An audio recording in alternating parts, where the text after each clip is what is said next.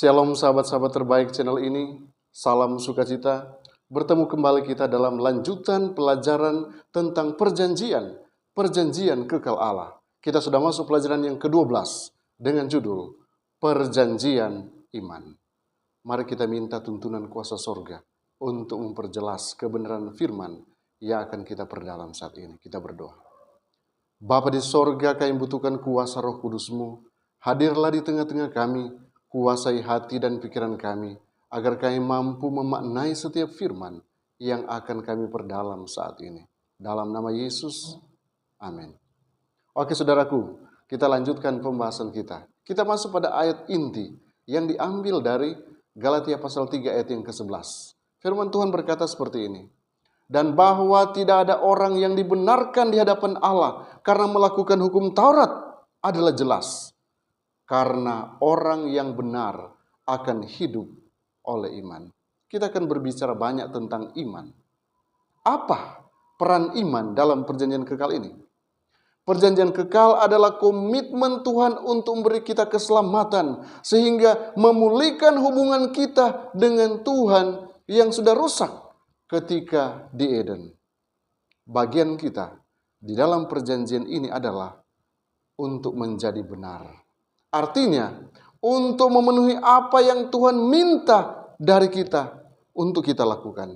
Namun saudaraku, kita tidak akan pernah melakukannya sendirian. Hal itu akan mungkin karena berkat kebenaran yang Tuhan berikan kepada kita melalui iman. Inilah yang akan kita pelajari.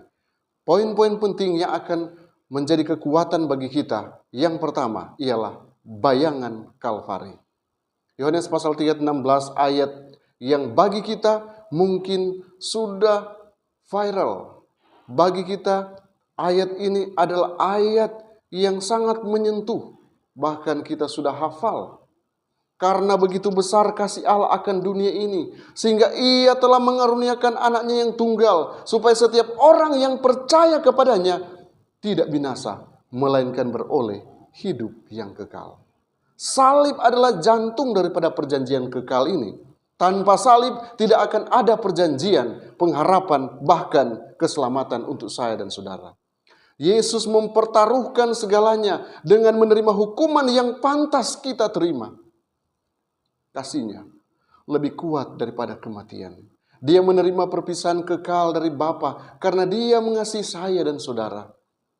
Dia memutraikan perjanjian dengan pengorbanannya sendiri. Kita hanya harus melakukan satu hal untuk menjadi bagian daripada perjanjian kekal ini, yaitu percaya. Kita akan diselamatkan jika kita menerima dengan iman bahwa Yesus mati menggantikan dosa-dosa kita. Dia mati di atas kayu salib untuk saya dan saudara. Poin yang kedua yaitu perjanjian dan korban. Yesaya pasal 55 ayat 1 dan Roma pasal 6 ayat yang ke-23. Ini ayat-ayat yang boleh menjadi rujukan bagi kita. Mungkin kita berpikir bahwa upah dosa ialah maut. Tetapi ada kasih karunia yang lebih besar daripada maut itu, yaitu yang Yesus sudah buat di Kalvari.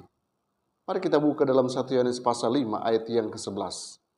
Dan inilah kesaksian itu, Allah telah mengaruniakan hidup yang kekal kepada kita, dan hidup itu ada di dalam anaknya. Saudara, keselamatan itu adalah harga nyawa dari anak Allah, yaitu Yesus sendiri. Yesus menyelamatkan kita dari perbudakan dosa dan kematian dengan sukarela. Dia tumpahkan darahnya. Darahnya yang mahal Dia tumpahkan di Kalvari karena Dia rindu agar saya dan saudara boleh diselamatkan. Yesus adalah satu-satunya yang memiliki hidup di dalam dirinya sendiri. Hidup setiap orang bergantung pada Tuhan. Hidup kita bukanlah milik kita sendiri. Oleh karena itu, tidak ada makhluk ciptaan, bahkan para malaikat dapat mati dalam kematian kekal menggantikan hutang dosa kita. Hanya Yesus saja yang bisa menggantikan hutang dosa kita.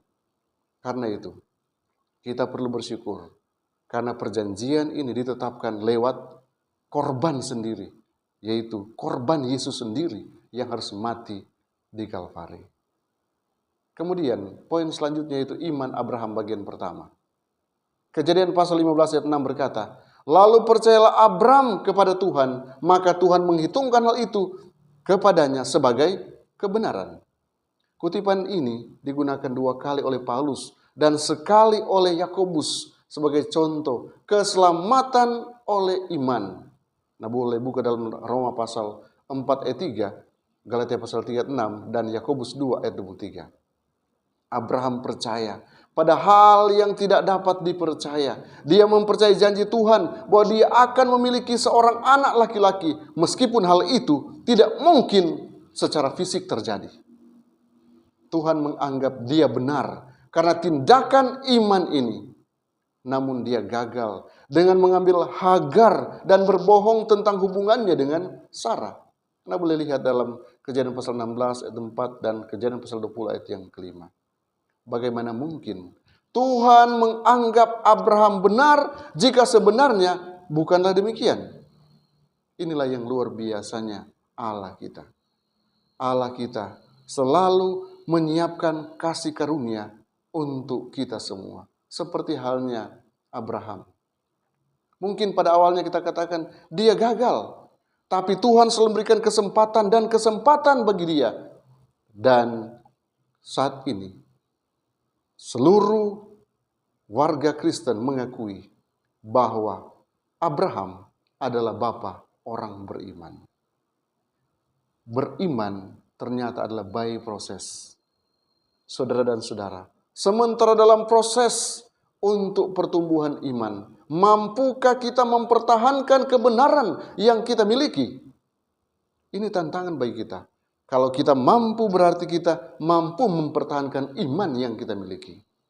Saudara, iman Abraham adalah iman yang boleh dimiliki oleh umat-umat Tuhan.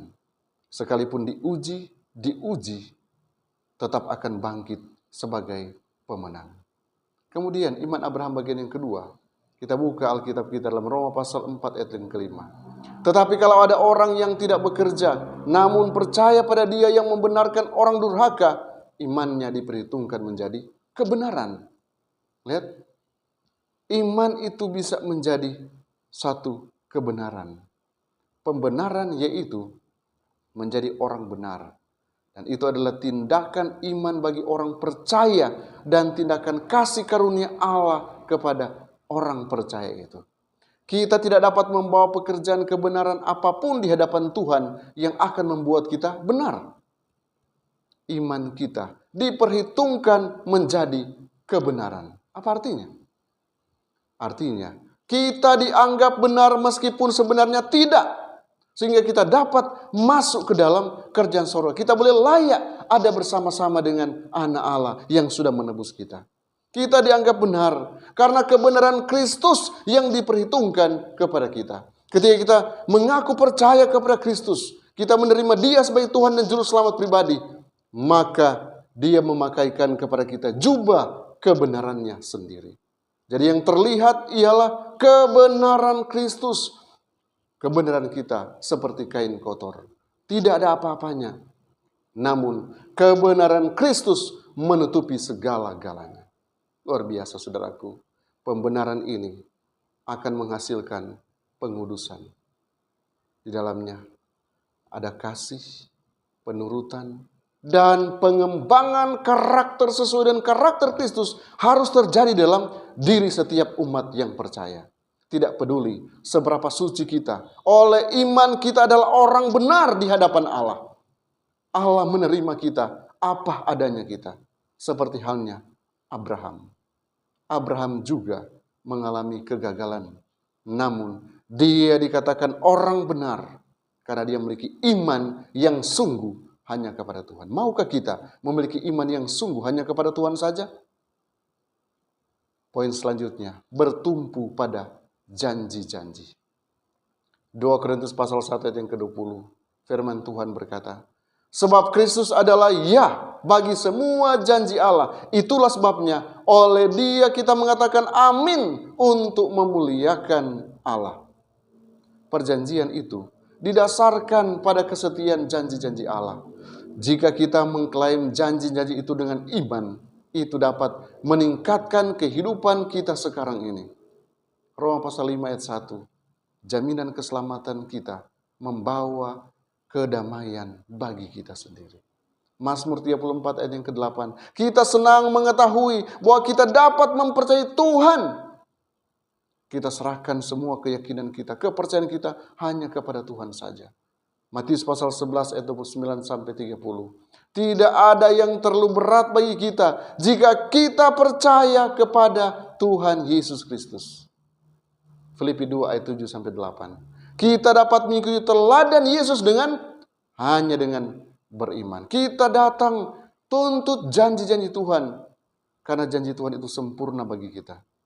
Dia rindu agar dengan janjinya memberikan jaminan kepada kita bahwa kita mampu melewati tantangan demi tantangan dan akan bangkit sebagai pemenang. Oleh karena kita beriman sepenuhnya hanya kepada Tuhan. Tatkala kita percaya sungguh kepada Tuhan, inilah pernyataan iman kita. Tatkala kita mengingat bahwa Yesus mati memberikan jaminan keselamatan, bahkan kita juga boleh mendapatkan kedamaian dalam jiwa. Inilah yang harus kita cari, kita gali sedalam mungkin. Berkat kasih karunia dengan iman, kita akan peroleh hanya di dalam janji-janji perjanjian kekal itu. Janji keselamatan yang Tuhan ingin anugerahkan kepada kita semua yang percaya sungguh hanya kepada Yesus. Karena itu Yesus inginkan agar kita mengikuti teladannya. Pena inspirasi dalam buku God's Amazing Grace, September 14. Pena inspirasi berkata, kebenaran adalah ketaatan pada hukum. Hukum menuntut kebenaran dan orang berdosa ini berhutang pada hukum. Tapi dia tidak mampu memberikannya. Satu-satunya cara di mana dia dapat mencapai kebenaran adalah melalui iman. Sekali lagi, kita bisa capai kebenaran yang sesungguhnya hanya melalui iman. Dengan iman, ia dapat membawa kepada Allah jasa-jasa Kristus. Dan Tuhan menempatkan ketaatan anaknya kepada catatan orang berdosa. Luar biasa. Kebenaran Kristus diterima menggantikan kegagalan kita manusia.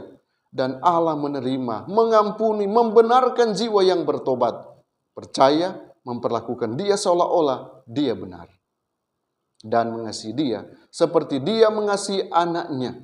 Inilah bagaimana iman dianggap sebagai kebenaran. Dan jiwa yang diampuni pergi dari kasih karunia ke kasih karunia. Dari terang ke terang yang lebih besar. Saya percaya dengan pelajaran yang kita sudah pelajari saat ini akan berikan inspirasi tersendiri bagi kita. Bahwa benar, Tuhan kita sangat-sangat mencintai kita, sangat mengasihi kita, sehingga dia memberikan kita kebenarannya. Sehingga dengan kebenaran yang kita miliki, kita boleh layak ada di hadapan takhta Bapa kita yang di surga. Saya percaya kebenaran firman Tuhan ini akan jadi kekuatan iman bagi kita. Kita akan semakin taat, semakin berserah penuh kepada Yesus, semakin percaya. Dan ketika dia datang, kita semua boleh diselamatkan. Kiranya Tuhan Yesus memberkati kita semua. Saya mau ajak kita tunduk kepala, kita berdoa. Bapa di sorga, kiranya firman kebenaran yang sudah kami pelajari saat ini akan makan tempat dalam hati kami. Kami akan jadi pelaku-pelaku firman. Oleh iman kami percaya kami sudah diselamatkan. Karena itu Tuhan, kami rindu selalu ada di hadapan hadirat-Mu sebagai respons kasih kami kepadamu. Tolonglah kami agar kami mampu mengasihi Engkau dengan setulus hati. Inilah doa hamba-Mu. Memohon berkat-Mu untuk umat-umat Tuhan, untuk anak-anak Tuhan yang mendengarkan channel ini. Berdoa mohon berkat hanya dalam nama Yesus, Tuhan dan Juru Selamat kami yang hidup. Amin. Tuhan Yesus memberkati kita semua. Kiranya pelajaran boleh menjadi berkat bagi kita semua. Dan bila saudara merasa ini menjadi berkat, jangan lupa untuk bagikan itu juga kepada rekan, sahabat, atau siapa saja di mana saudara rindu agar mereka diberkati Tuhan. Shalom.